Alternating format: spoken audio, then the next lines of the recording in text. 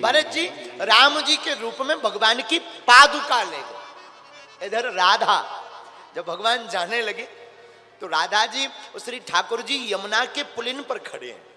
कल कल किल्लोद करती हुई यमुना जी बह रही।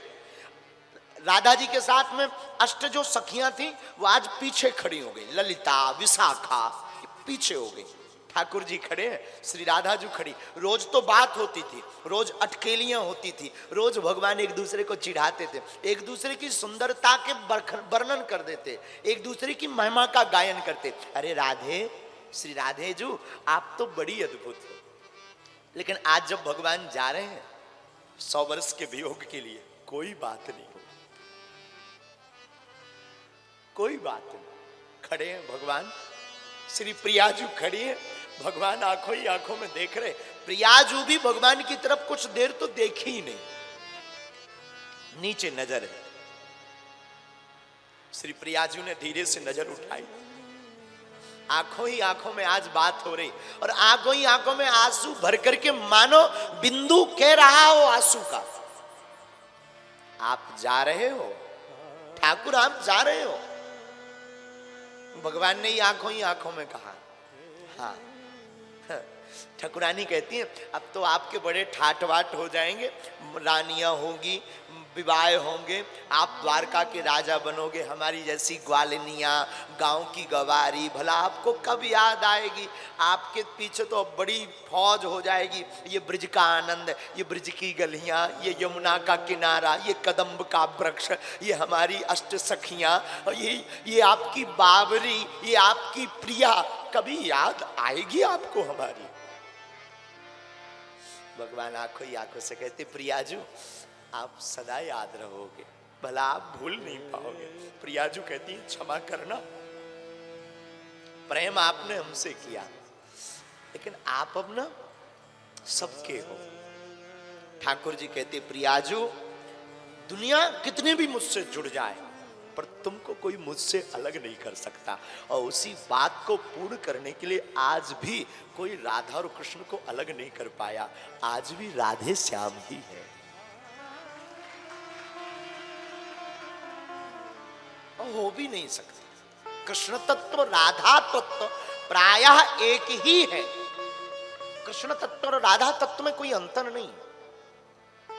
उसी प्रकार एक तरफ श्री राधिकाजू और एक तरफ मीरा को अगर रखा जाए, दोनों की अगर, वैसे तो प्रेम में कोई अंतर करना नहीं चाहिए, लेकिन अगर तुम फिर भी कथा की विषय वस्तु से आप अगर दृष्टि रखो, मति रखो, हमारा मानना है एक तरफ राधा हो एक तरफ मीरा हो, तो राधा द्वापर में हुई है, मीरा कलयुग में हुई है। लेकिन द्वापर में रहते हुए भी राधा कृष्ण के रहते हुए वियोग पाई, मीरा ने वियोग भी पाया है, लेकिन हर पल ये भी मीरा को आभास था कि मेरा गोविंद मुझे देख रहा है।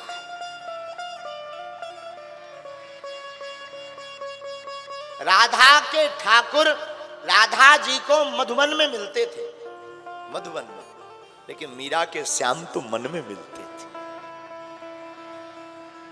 राधा मिलने के लिए मधुबन जाती, फिर ठाकुर जी मिलते, लेकिन मीरा तो मन को ही मधुबन बना लेती।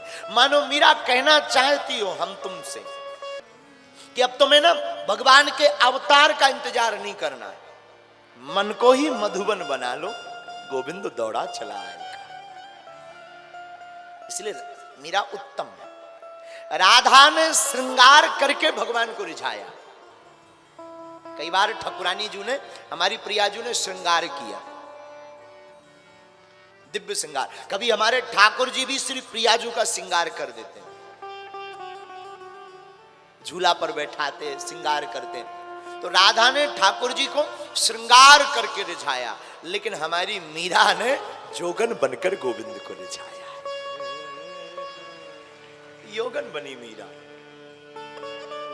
राजघराने की, मेवाड़ मेड़ता के महाराजा, यहां पर जब मीराबाई प्रकट हुई, वो राजघराना, वो शान शौकत, वो संपत्ति, वह वैभव, पितामह राव दूधाजी, दूधाजी जैसे राव पितामह, जिनके पास में भक्ति और संपत्ति की कोई कमी नहीं, उनके घर के राजघराने में होने वाली राजकुमारी, बचपन से माँ मीरा की इसलिए परेशान थी कि ये बेटी ना बड़ी विचित्र है, न इसे पहनने का शौक है, न इसे सखियों के साथ खेलने का शौक है, न इसे घूमने का शौक है। मीरा अपनी धुन में मस्त रहती थी।